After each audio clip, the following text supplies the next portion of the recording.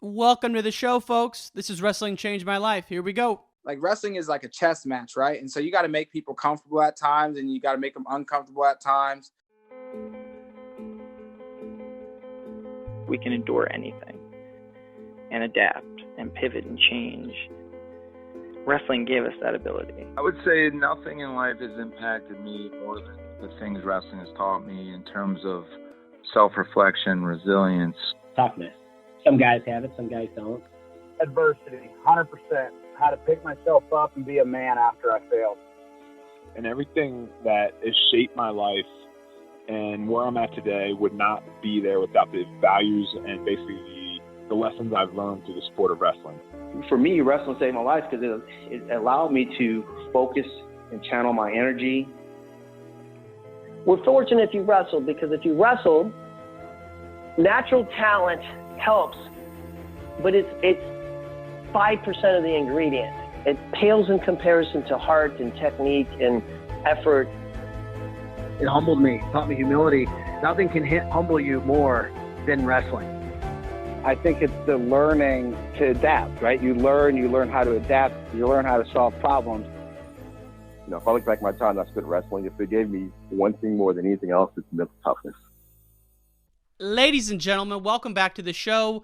Kyven Gadson is our guest today. National champion for Iowa State, where he pinned Kyle Snyder in the finals. It's an incredible match. He's been on God knows how many U.S. national teams. He's currently number 2 on the ladder, I believe, for the 2021 Olympics. So he's one of the elite competitors in the United States. He also runs a nonprofit called Be Rare. You can learn more about that on KyvenGadson.com. Just an awesome guy, and I really enjoyed this conversation. Fan of the week goes to Timothy Hess. Tim Hess, listening from Facebook. I really appreciate you tuning in, man. And if you want to support the show, folks, please go to our online store, store.wrestlingchangemylife.com. We just launched a new t-shirt that says Saturdays are for the duels, which is only fitting since the college season's about to start up here. And that's it, folks. Let's get to the interview with Kyven Gadson.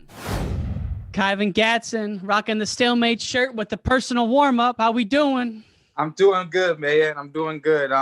Yeah, I heard you had stalemates on earlier, so I just wanted to support my fellow Iowan.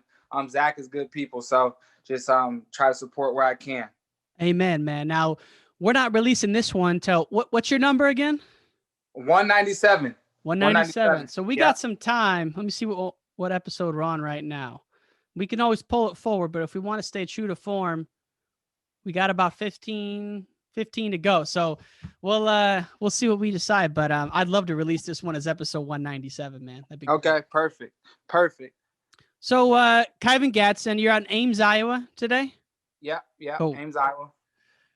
National champ, 3-time All-American, a staple on the senior circuit, man. I wanted to just start with your beginning. Why did you move from Iowa City to Waterloo at the ripe age of 12, I believe it was? Yeah, so we moved because my dad got a head coaching job at Waterloo East. So he was a Division I head coach at Eastern Michigan, and he won the only MAC championship that they ever had before the program was dropped. And so he was an athletic director at Wilton, and he was an assistant coach at Iowa City High with like Brad Smith back when City High was winning, state titles consistently with like Johnny Galloway, Justin Jordan, Campbell brothers, the Smith brothers, everything like that. So I was around that a lot growing up. Corey Conlon, the head coach at City High now, was a state champion during that run. And we moved to Waterloo in 2004 when my dad took the head coaching job at Waterloo East. Gotcha. And for folks who don't know, Mr. Willie Gadson, 2-time All-American, one of the best minds in wrestling. You grew up in that household. Now, were you always kind of accepting of the challenge to wrestle, or did you resist at the beginning and kind of push back? No, I was always, I guess, the rowdy, rambunctious one. So I enjoyed wrestling from the get-go. It wasn't my favorite sport, though. Football was my favorite sport when I was a kid. And then getting into like high school when like at 125 pounds, it was just like, yo, like, what are you going to go to, what are you going to go to school for? Like, how are you going to get a scholarship at, 160 pounds? That's what I was thinking I was going to max out at, Yeah. And so I invested my energy into wrestling. And you had a turning point match. It sounds like your sophomore year in high school in the finals. You wrestled St. John. And I honestly have never seen the match or even know the score. Was it close or was it a blowout? It was a blowout. I got straight up obliterated. He was just a better wrestler. There wasn't really much else to do. I was hard headed. He was a better wrestler. And I think that summer he might have took third at Fargo, and then the next summer he won. And I just came out there and I tried to shoot a bunch of high crotches, and he slipped the corner a bunch of times. And so I think it was like 13 points maybe, but he did get hit for stalling in the third period. But I essentially shot myself out of the match, just kept shooting. And but ahead of time, your dad had told you not to do that, right? Well, he told me not to shoot the high crotch because Derek was obviously very well versed in that situation, as you guys saw, like when he was in college as well. Yeah. And I kind of just disregarded it because that was one of my best attacks. It was a high crotch and then a sweep single at that time. And by the time I realized that the high crotch wasn't going to work, I was down by a good amount, and the sweep wasn't working at that point really either. I mean, we've all had those moments, right? Not many are lucky to have it in the state finals. That's pretty rare air to be a state finalist as a sophomore. And so you were well on your way at that point, but what changed for you after that match?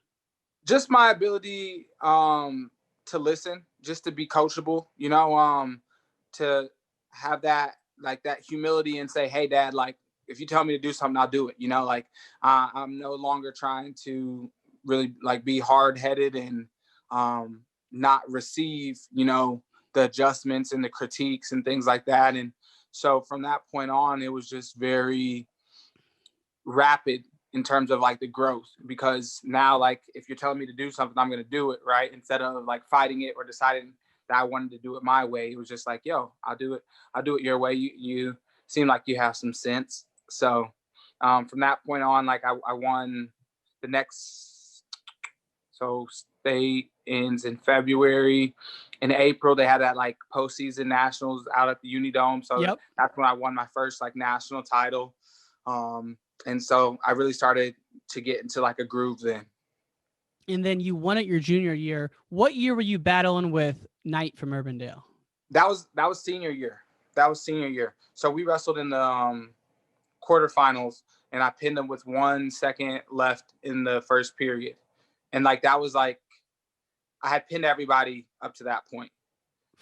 And he's a D1 caliber guy at the time. So he went to Cornell. He was a 2-time state champ or defending. Yeah. Yep. He was defending. Yeah. And then he was in the finals as a freshman as well.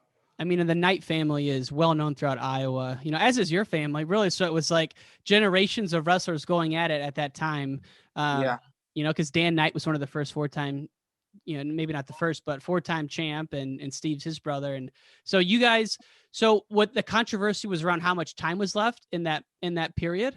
No. So then I almost got upset the next match. See, I thought that was that match. No. So I pinned him with a second left. He was on his back for maybe 25, 30 seconds, just about cinching it up. Cause he tried an inside trip, and I dumped him. Yeah. Near forearm, near side carry, dump. It was kind of sloppy, if I remember it correctly. I think the match is on YouTube. But I just watched it this morning. Yeah. Yeah. The next match, there's a kid from Indianola, and I almost got upset. He was in on the leg with 5 to 10 seconds left, and I'm watching the clock with a shin ankle wizard, and he windmills out of it and drives me to my hip. And one ref called 2 and the other ref said no 2.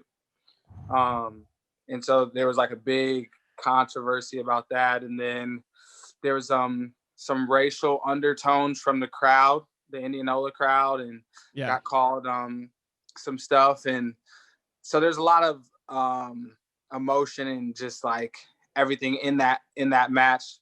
Cause I mean, the dude wrestled well. I mean, he wrestled a smart match in terms of just strategically, you know, being aware of what not to get into, you know, and if I did get to the legs, which I got to the leg a good amount, but every time we got to the leg, we were out of bounds, you know?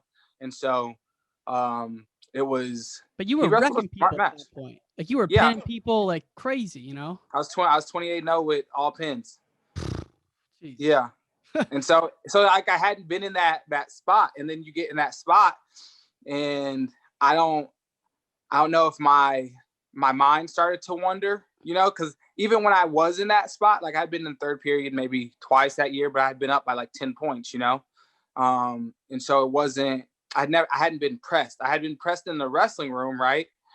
Because of Keem Carter and my workout partners, that I had a good situation. But as far as in competition being pressed, I hadn't been because it's not like we had like a national schedule or anything like that. So it was interesting.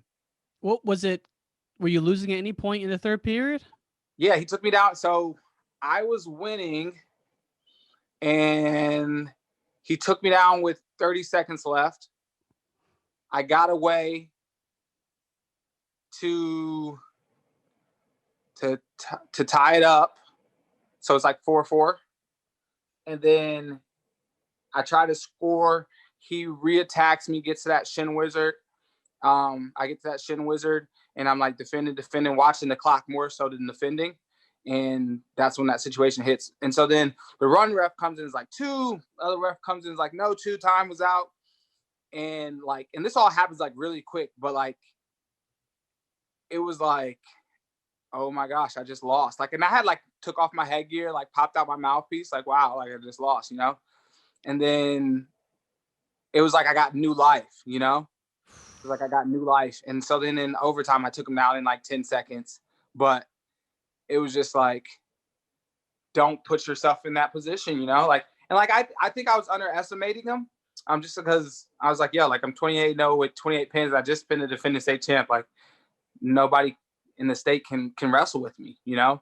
And then if you watch what happened in the finals, I won by major and kind of took my foot off the gas in that finals match too. So I think I got lackluster in terms of focus, and that almost cost me a second state championship. Now, after a match like that, was your father one who would get on you, or would he build you back up after a match like that where you obviously lost your focus and almost let it slip away?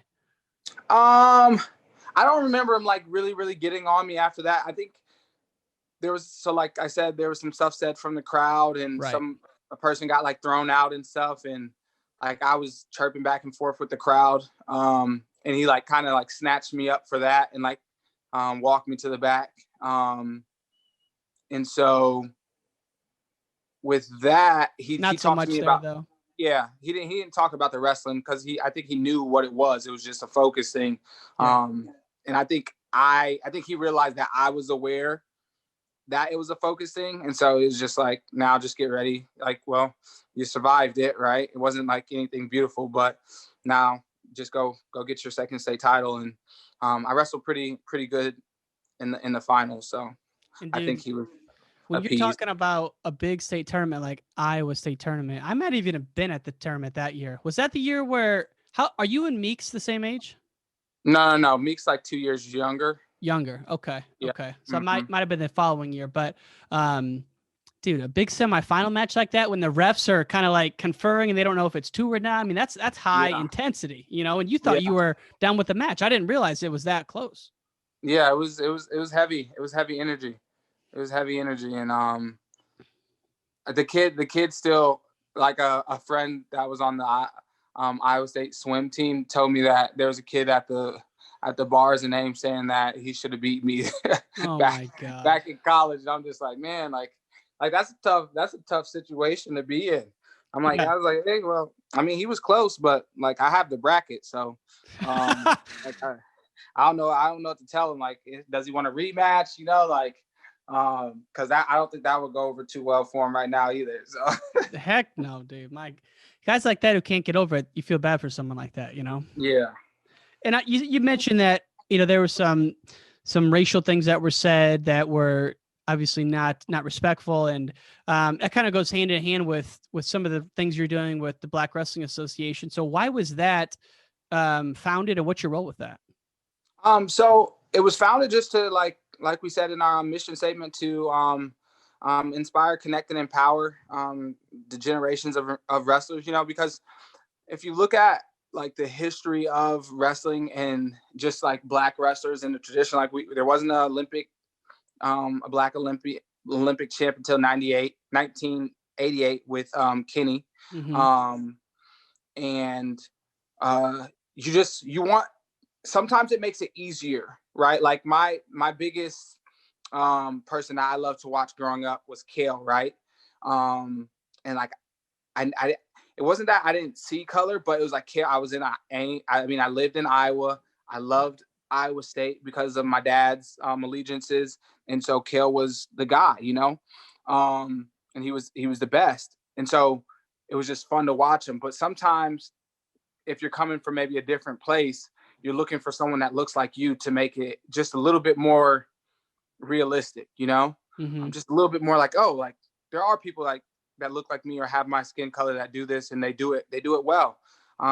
Because there was like I remember as a kid having a conversation with my dad when we walked into like small town Iowa, and we just like looked around, or I looked around, and I'm like, whoa, Dad, where are the, like the Black kids, right? Like where are the other Black kids? He just basically told me, hey, there's not a bunch of Black people that do this sport yet. And if you're going to do it, just make sure you do it, like at a high level, and you do it to the best of your ability. And so since I was young, I kind of had maybe like an understanding that I wanted to help, grow the sport, or show, other kids that it's possible. Right. And then now you have organizations like Beat the Streets and stuff that go into the inner cities. You got programs like the Harvey Twisters that are in those pockets, and give these kids the opportunities to try something else other than basketball, football, or track. And I just think the BWA is a step in the right direction. We want to obviously increase representation, equality, and opportunities for Black male and female wrestlers. And I just think it's a way to grow the sport. There's plenty of ways to do it, and I think this is just our way to try and help with that growth. It's exciting to see. And obviously there's a lot of sophistication and organization to it. I was at the website today, and man, the board members and the people involved are the who's who. So it's exciting to see that. And I got to say, the singlets are ridiculously good looking. The ones that Jackson's been rocking are awesome. Yeah, Nate. So Nate pulled that off all by himself. But the person behind the logo was JB. So JB was the heavy hitter behind the logo. I don't know if I'm supposed to say that, but he was the heavy hitter behind the logo. And everybody thought he did a really, really amazing job with that. And so that was, the logo was really important for us. And so that was exciting. But yeah, like when you look at it, you have the legacy guys. You got the Kennys, right? Like you got the Kennys, you have the Carl Adams, you got the Kerry McCoys, the people that have come before us and kind of set that stage and that place for us that, hey, this is all possible if you invest in yourself. You got the newer generations in terms of JB and the guys that have made teams like Jaden and have represented the country and really, really well on that level in terms of everything, right? Like character, all those things. So it's really exciting. And like, if I had a message for someone that wasn't Black, is like, we need allies, like we need people that it's as much as it is a Black thing, it's not a Black thing. And we need everyone to just support the growth of wrestling through every avenue that they feel can help the sport grow, because there's kids out there that aren't going to be 6'2" or whatever, and they need a creative outlet, and they need something that they can invest in, and where people will invest in them and stuff. So that's basically how BWA came about. You're that example now for people. And so being a part of that, I just think it's an awesome thing. And that came about in the spring or the early summer when there's a lot of tensions in the air. And so I think it's important that you guys are out there doing that. And you're also involved with another initiative. What was the one where you teamed up with the mom and the Erica? Yeah. Tell me about that. So that's the Be Rare initiative. I think you can see it on my back. Yes, you can. And for the folks listening, we got a jumpsuit on here, Be Rare on the back. Yeah. And so that was just our thing, and we're starting that in Ames. And our mission statement for that is to create healthy social and emotional learning patterns in kids through creative outlets. And so we started that because we want kids to be healthier in terms of emotional intelligence, EQ. And if a kid finds something that they love, or they have something that they care about, but there's just some barriers, some blockage in terms of whether it's finances, support, sifting through emotions, right? And understanding themselves. If they find something that they care about, that they love, that they're passionate about, it's gonna give them something to invest in. It's gonna give them something that's theirs. That's what makes them rare, right? Wrestling isn't for every kid. So when Eric and I were talking about starting a wrestling club, she basically was like, I think we can do something bigger, right? Because wrestling isn't for everybody, right? Just like football isn't for everybody, or basketball, or violin, or coding. Everything isn't for everybody. So helping a kid find what makes them special, right? Every kid has a race they can win, whether it's the 10 mile, or it's the 1 mile, or it's the 100 meter, or the 60, right? Every kid has something that is going to make them special. And if you help the kid find that, you just give them the tools to find that, then they'll be in a healthier place, because then it gives them the skills to learn, successful habits, routines, to learn about themselves, and navigate their way through life. And it can be their vehicle to go to college, get scholarships, impact their community, make a change, give them that confidence, right? So it's all about that kid and what makes them rare, what makes them special. And so I think I was going to say also, anytime you find someone in life that has a passion for something, they're in a good spot. You just want more people to find that, because obviously you found it through wrestling, right? And people who don't have that, you feel bad for them. And it's more often than you think that people don't have a passion in life. They're just kind of going through it. Yeah.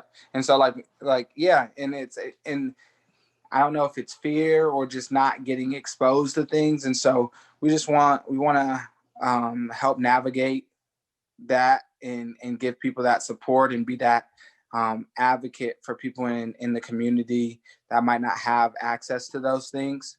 And so who are you doing it with? Erica Andorf. So she's from the Waterloo area, and her son is on the Iowa State wrestling team, Marcus Coleman. And so she has a heavy, obviously, wrestling background. And so it just kind of clicked. I think it's awesome. And it's called Be Rare. Yep. The Be Rare initiative. Be Rare. And so you can follow us on Facebook. Instagram is just Be Rare initiative. Twitter is Be Rare _.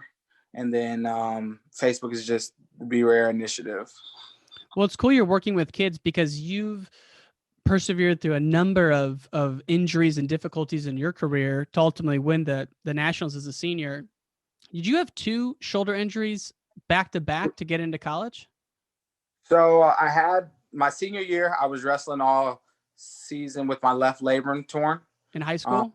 Yep. Okay. My senior year of high school, my left labrum was torn. And then I got surgery right after that.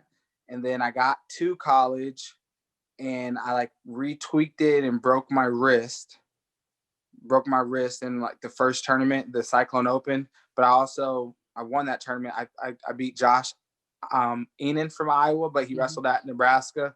He was ranked like top 10 at that point.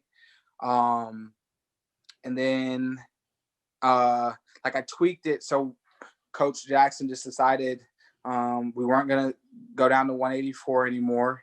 And we were just going to prepare to wrestle 197 the next year and just get healthy. And so then we went to U20s, and in the semifinals of U20s, and that was April of 2011. I'm preparing for a trap arm gut in my right shoulder. My right shoulder tears, and so that I won U20s, but then didn't go to the trials because we got surgery because I was in college to wrestle folk style. Then first duel of my redshirt freshman year versus Oklahoma, Keldrick Hall. A week maybe before, I'm wrestling in practice with Jerome Ward, and we're scrapping, and it's sweaty, right? Just crazy sweaty in there. And I post my hand, and there's a puddle, and my shoulder slips out from under me. So my shoulder tore right then, and then it came out again in the match. And so that was, I tried to finish, I finished the match, but that was the last time the shoulder tore. Or that was the last major injury until this like most recent one, in that flow wrestling match with Colin Moore, where I tore my groin. So, but that's a pretty good stretch of time in between, because that's like 7 years in between the two. But going back, you had two right away. I mean, and so you're a young guy in college, sky's the limit, and you have these two injuries. The one against Oklahoma, that had to be, I don't know if it was rock bottom, but that had to be a low point for you, man. Were you questioning even going on at that point? Oh, for sure. Like I was like, I'm done. Like I'm like, I can't do this anymore. Like my body won't hold up, you know? And like, I believed I was capable of being one of the best guys in the nation. Right. And it was just like, my body isn't allowing me to do it. And then we got a new strength and conditioning coach during that time, Josh Beauregard, Coach Bo, and Coach Bo, made some adjustments to my like strength and conditioning plan, and tweaked like what we would do for basically just me, like tailored the program for just me. And I think that was a big step, because, you know, sometimes coaches are like, well, everyone needs to do the same thing, right? And I think the higher you get, and even at the lower you get, like everybody can't do what everyone else does. Everybody's on their own like schedule, right? And so people need their own tailored programs, you know? And so it'd be great to start seeing that more, because it just benefits the student athlete, right? Like if you have a tailored program, okay, like there's bare minimum that needs to be done, but there's other stuff that has to be done to make sure that athlete can be at peak performance, especially at that level, right? I mean, did you mention a blast from the past there, Jerome Ward? I'm from Illinois. He was Illinois state champ, if not multiple time state champ. Tell me about your scrapping with Jerome Ward back in the day. What do you remember about those goes? Me and Jerome used to get after it. We used to get after it because Jerome was super long, like super long, strong, and just knew his way around the mat. So coming in, we banged heads a lot, and I think I just got a little bit bigger than him because he moved down to 84, but he was dealing with a bunch of injuries too, and so I really don't think we really got to see like a flourishing Jerome Ward, because that would have been fun and dangerous for a lot of the country, because he was really good. My worst practice partner was like Reeder. Reeder was brutal. Oh my God. So was he already done? Like, had he won a national title when you got there? No. So he did an All-American the year before. So he was like man on a mission. And I remember coming back off that first surgery, or that surgery that I got after my freshman year after my senior year of high school. Yeah. And my first like live go was with John Reeder. Ooh. And it was a 6:30 a.m. workout. And it was like a 45-minute grind match. And I didn't score a point. And it was just like, what just happened? You know what I mean? Because I'm coming into college and I'm like, yo, like, I'm good. You know, like I'm that dude, right? Like, and I'm coming off, like I probably would have, in my opinion, would have won Fargo. But I didn't compete, obviously, because I had tore my shoulder. So the guy that I beat in the state finals took second. And freestyle was my favorite style anyways.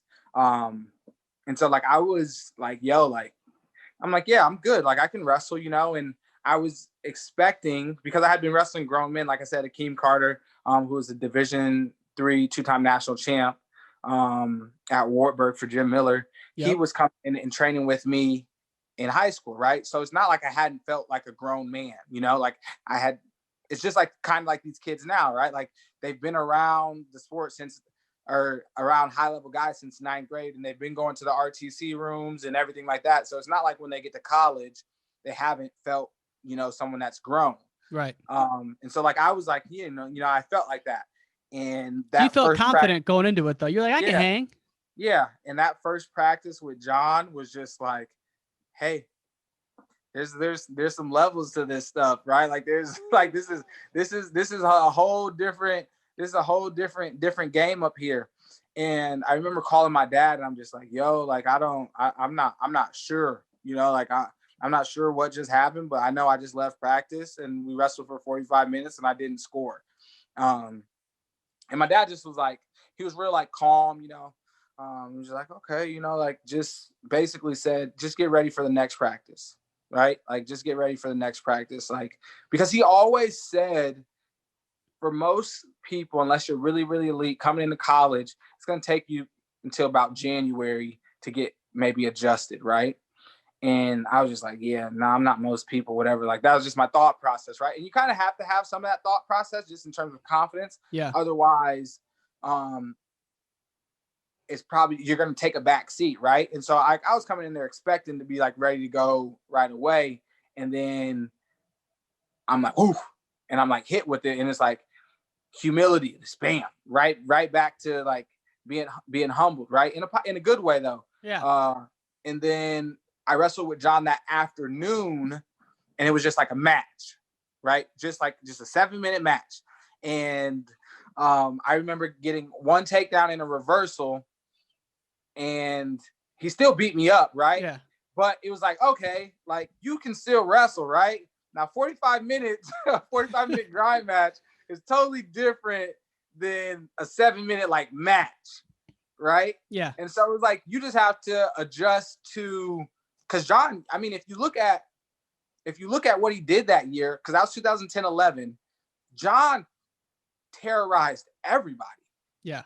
Like everybody. Like he wasn't giving up, you know what I mean? Like he terrorized everybody. 31-0, like a bunch of major decisions, a bunch of techs, like would leg ride the everything out of you. You know, he was brutal. You know, he beat people up. And so he wasn't going for any decisions. He was like ripping heads off. Yes. Like he was a man on a mission. And so to have someone like that and see, you know, like see their process was super beneficial. Because John wasn't like a super vocal leader, but if you just watched his movements, you know, if you just watched them, you would understand why he was who he was, you know, why he won an NCAA title, you know, like face wrapped, you know, like that iconic picture with the, I love that picture with the blood, you know. He was a focused man on a mission. And so I learned a lot from John, even though he didn't say a bunch, just by watching him. I was able to understand some of what it looked like to like get to that level. Yeah. No, I mean, it's important to have those mentors, and you had them all your life, but it's different when you get outside the nest for the first time and you're around someone who lays it on you and they don't care who you are, you know, and it's like that's out there, you know, it's crazy, crazy to realize it for the first time. And so when you were there, were the Pulsets coaching or were they training? They were doing both. Okay. They didn't retire until 16, Gotcha. after the 16 cycle, because Travis was the alternate. He lost to Herbert in the finals of trials. And Trent was at 74. Okay. So they retired in 12. They retired in 12. They retired in 12. My bad. Because they both made the world team in 2011, right? No, because Burroughs made 74. Right. In 2010 they did. Okay. In 2010 they did, I believe. Yeah, that what I always get them confused. One of them was making a really hard cut to get down. Trent was. So when you were, let's jump forward to your senior year. So you after this injury, you get back, you're All-American, your sophomore year, your junior year. So who were like some of your main coaches your senior year? Was KJ your guy? Or did you have some other ones you were close to? KJ was my guy. And that's just who I like gravitated towards. Yeah. But Travis had a good amount to do with me. Junior year, Troy Nickerson, who's over at Northern Colorado, he focused on me a lot. Just in he terms was there. Of like, yeah. Mm-hmm. So that he was there right before he left for Northern Colorado. So he left my senior year for Northern Colorado, and Troy was very hands-on with like my conditioning and everything like that. And he was there my sophomore year as well. And it was important for him to be there because Troy had lost his father too. So he knew what I was going through in terms of like emotionally and stuff like that. Mm-hmm. And he was there to like hold me accountable because during that last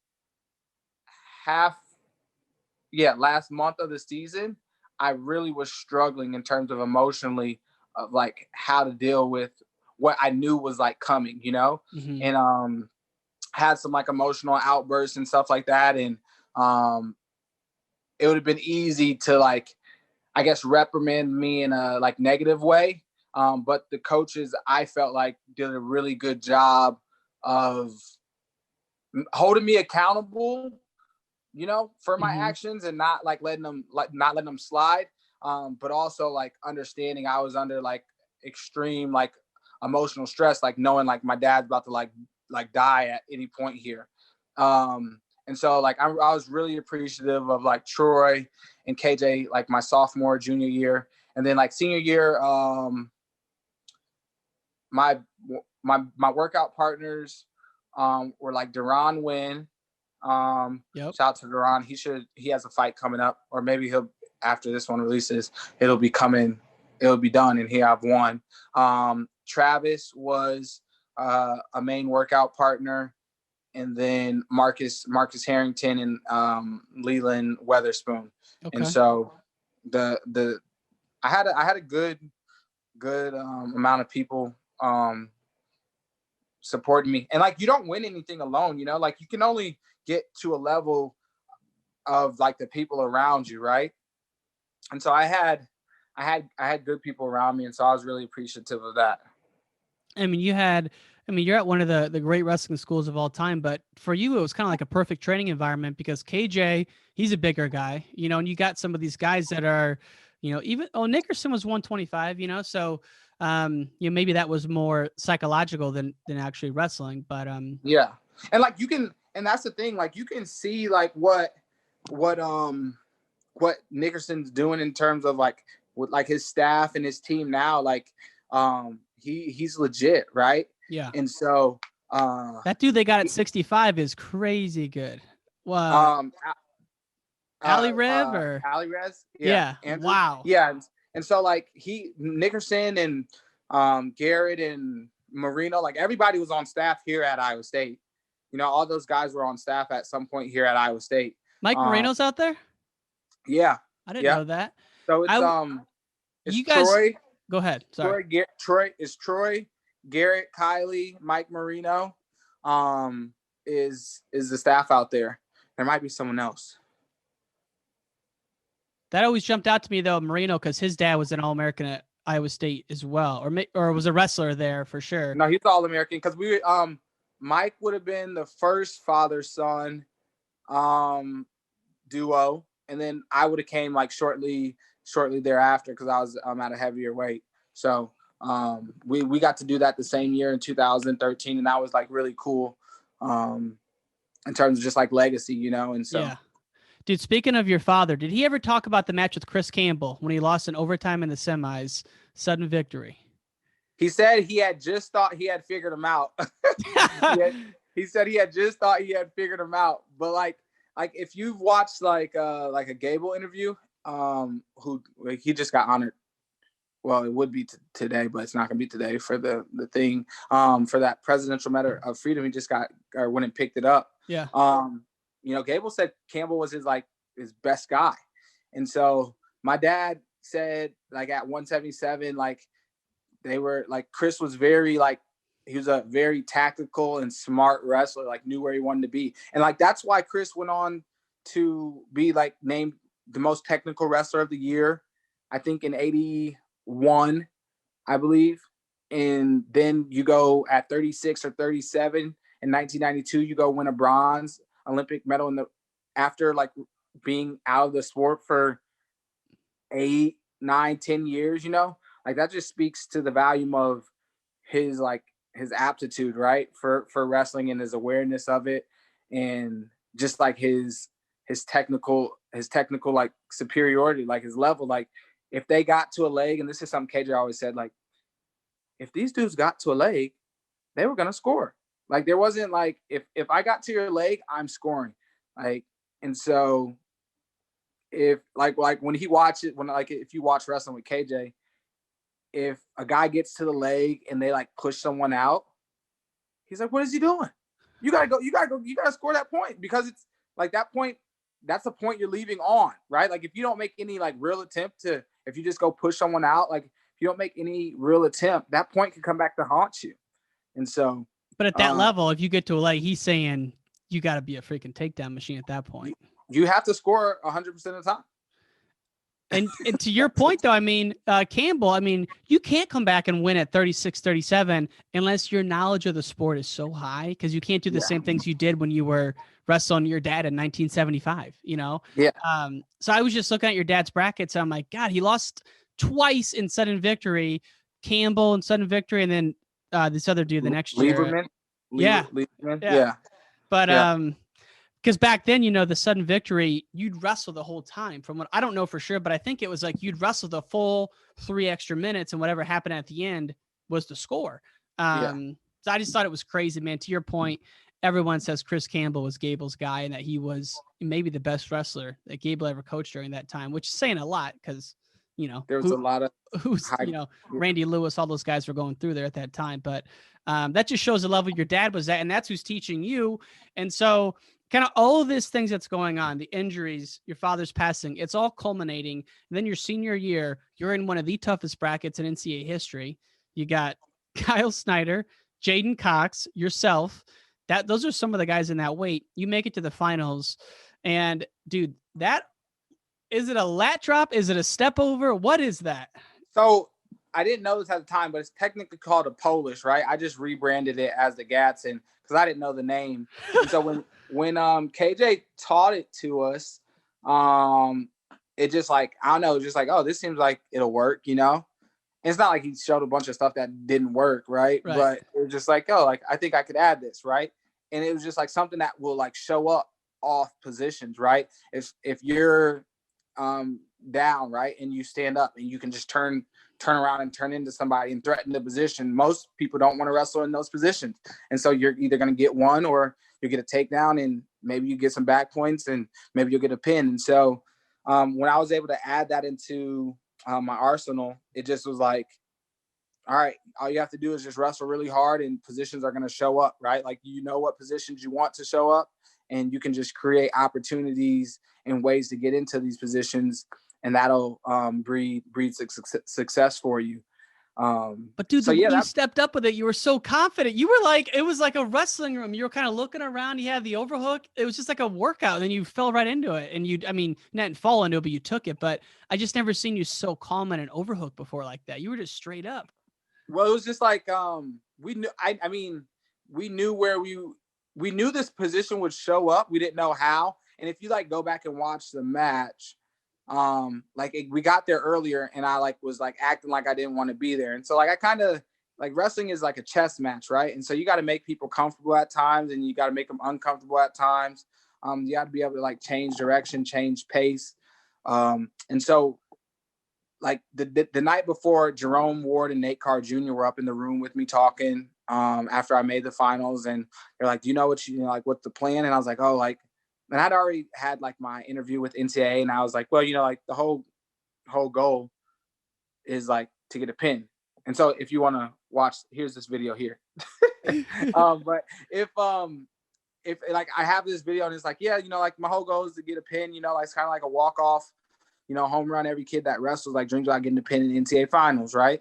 And so I knew where we wanted to be. It was just about having a wrestling match and getting to that position. So I was like, yeah, I don't think Kyle really feels comfortable in these upper body positions. And if you go back and watch our 2014 Cliff Keen semifinal match, there were some times where we got in positions and he pressed the stuff on the edge, but he didn't really press it in the center of the mat, right? And so it was just about having certain awareness, a certain level of awareness of the wrestling and positions that people are really comfortable in. What positions people are comfortable in, and which ones they're not. And so it was minimize the ones that they are comfortable in and maximize the ones that they aren't. And when you do that, be as efficient as possible. And so once we got to that position, it was just really calm because I had been there a bunch, drilled it, repped it out. And I knew what it was supposed to feel like. And so just felt really, really calm and secure in that moment.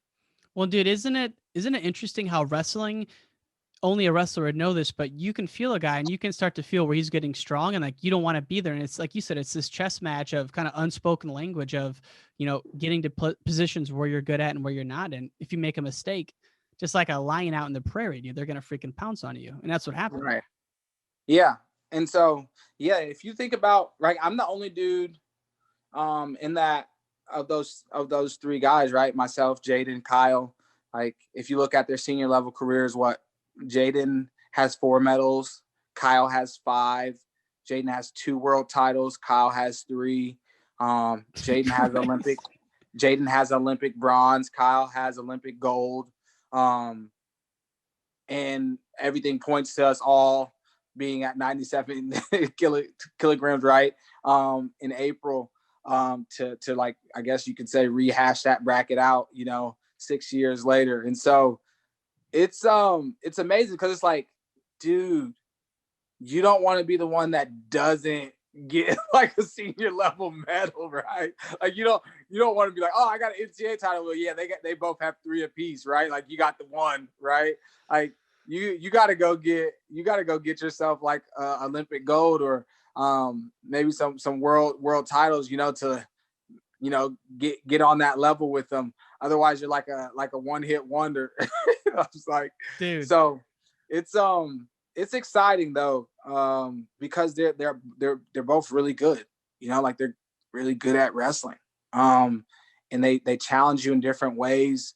And so I've been excited every year to scrap with Kyle, right? And he's obviously got the better of me the last 3 years, 17, 18, 19. He's beat me 2 times each time to keep me off the team, right? And so, and then every time he goes and he either wins, takes second, or has gotten bronze. And then we had an opportunity to wrestle in October. And I felt prepared for that match, right? I felt prepared. And it was unfortunate that he got injured and he wasn't able to continue. But hopefully we'll have an opportunity to run that back. And, I am 1-0 against Jaden. You need to cut this clip and post this. Hey, Jaden, I'm 1-0. Cause we'll have to, I want to compete. I want to compete as much as possible if I'm healthy. Right. And so, everyone knows Jaden just came off COVID, right? And I'm obviously coming off this growing injury. But I know Jaden would be down to run it back, and That'll be exciting for me just to see where I'm at, right? Jaden doesn't get scored on a lot, right? Like, and even if you run back and watch that 2014 Southern Scuffle match when he's a true freshman, right? When he's a true freshman and we wrestled, it was 1-1, and then I got the takedown in overtime, and it was like right on the out of bounds. And so, and it wasn't for lack. And this is the thing, like people like see that score and be like, "Oh, them dudes weren't wrestling." No, like it wasn't because of lack of like flurries, energy, effort, right? Like it was just he was really good, and I was like, good, and it just came down to like basically like this one situation hit, and I was able to come out of that situation the victor. But we never got to run it back in college for whatever reason. Crazy, you never wrestled, right? Now that we're saying it, because they were Big 12, right, or Big 8? No, they switched over to they were the Big 12, and then they switched over to MAC. But that was that. I thought they were still Big 12 back when you ran it. At least that's surprising. No. We weren't in the conference together then. Otherwise, we'd have wrestled. But yeah, it's crazy, right? Like, but and then like if we've wrestled in the room and stuff, and like sometimes, seldomly, I'll get the better of him, and most of the time he's been getting the better of me, right? So it's like one of those things where like practice is good and all right, but you want to see what it looks like when you weigh in. You have competition, you have those nerves, those energies, and just like all right, like let's see where you're at, because you don't learn anything if you don't press yourself against the best guys. And he's clearly shown that he's been one of the best guys throughout the last quad, right? Since 2016, he's shown he's been one of the best guys. So if I have an opportunity to wrestle that match, that'd be a match that I'd really want. And if I were to win, I'm not wrestling him again unless it happens at trials. And if he were to win, then we're gonna have the rubber match, right, at trials. So it'll be exciting. What I love about you, man, is just from following you on social media, if you make the team in April, it's not going to be a surprise to you. You've kept this dream alive, and I've seen you post a number of things about how, I don't know if it was Kenny Monday never was an Olympian until he was 28. I mean, you post all kinds of inspirational things where even though, you may not be the favorite just because of what's happened in the past 3 years, in your mind, you're right there. And I've heard you say you have a motto like today wins Tokyo. And so you're all in on this goal. Yeah, for sure. And that's the thing. When you look at those things, like everybody will have like their favorites and things like that. But I think it was Sunday, right? And I was just like, let me see, because everybody's like, oh, like, Gable's a shoe-in now, right? Or Kyle or Jaden's a shoe-in now. Or you like, right. Like you can say about JB, you can go up and down. Right. Like everybody's a shoe-in, right? And it's like, do you guys not realize that the reason we wrestle the matches is because literally nobody is a shoe-in? Like if you go back and break down, like, cause I made like a little document of everybody who's made the team since 2000, right? Everybody who's made the team. Like half of those dudes lost before the trials. Yeah. Like half of them. Like Terry Brands, when he went and took bronze, he lost at the Open. Mm-hmm. So he wasn't sitting out at the trials. He had to come through and make the team, right? Like, so there's like a bunch of those situations that people are like, oh, like this person's not going to do it now. And it's like, yo, that's literally not how it works, right? Look like at 16, Dan Dennis, that's what I'm saying. Frank Molinaro, and Jaden Cox. No one thought those dudes were making it. No one. And then you get Frank is 5 seconds away from getting bronze. Jaden is 1 second from being in the gold medal match.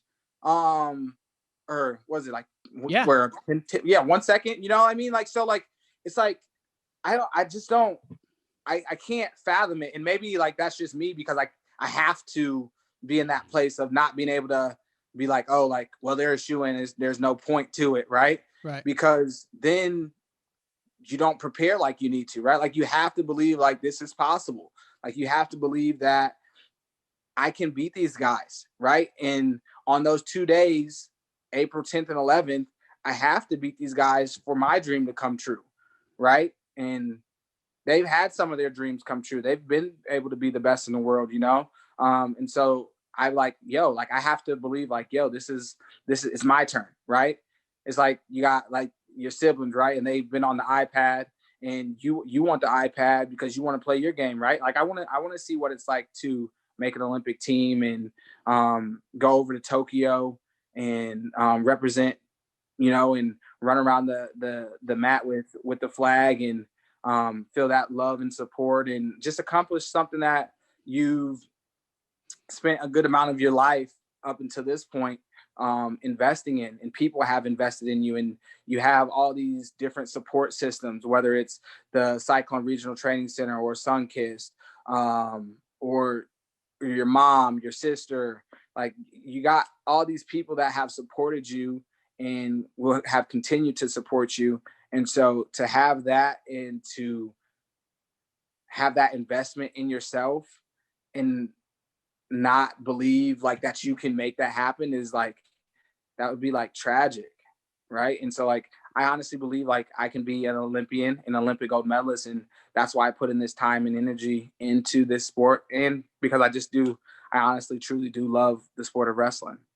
And let me tell you, dude, that's the best way to spend your life, because a normal job is just a normal job. I mean, you're living a dream, you're a professional athlete, and you're inspiring kids all over the country. And so it's an awesome thing just to sit here and talk with you about it. But, you know, let's, you know, whatever, 4 months from now, you know, if it happens, it's cool that we've got to hash it out here because, you know, like you said, all those guys in there, you know, the top 4 or 5 guys, anything could happen any given day.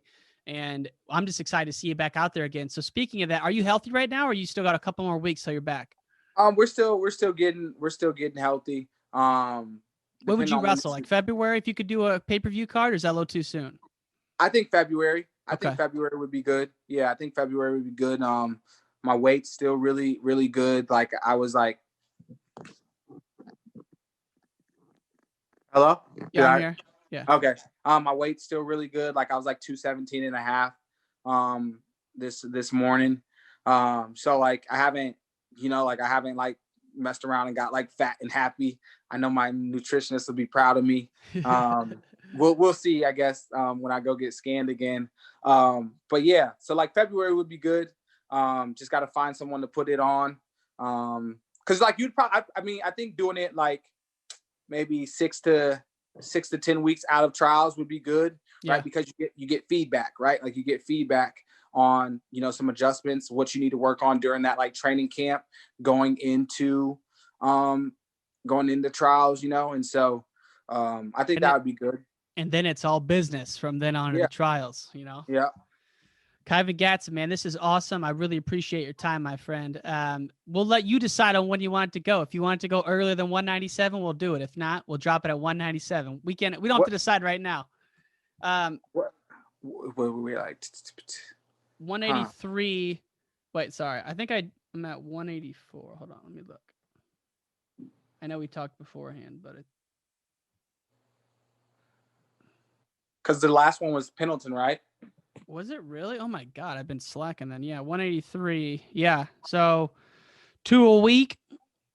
Yeah, I got some time. It'd be some time, but I do think it'd be cool to do it as 197.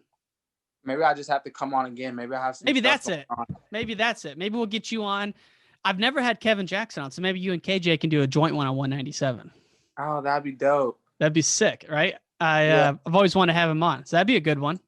Yeah, let's do that. Because that'll be, if I'm thinking about this the right way, that'll be like February, and it'd be a good little update before you head into your trials camp. You could have me and Jaden or something. If we got that match.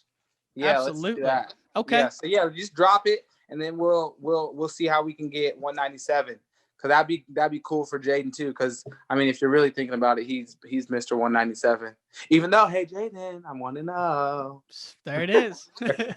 Awesome, my friend. Well, you have a great day, and I really appreciate your time. All right, you too, man. I appreciate it. Thank you. Take care. And all great things must come to an end. If you want to hear more from the podcast, text Wrestle to 555-888. That's Wrestle to 555-888. You can also find us on Instagram, Wrestling Changed My Life, Twitter, Ryan_N_Warner, as well as our website, WrestlingChangedMyLife.com. Take care, y'all. Take care, y'all. Take care, y'all. Take care, y'all. Take care, y'all. Take care, y'all. Take care.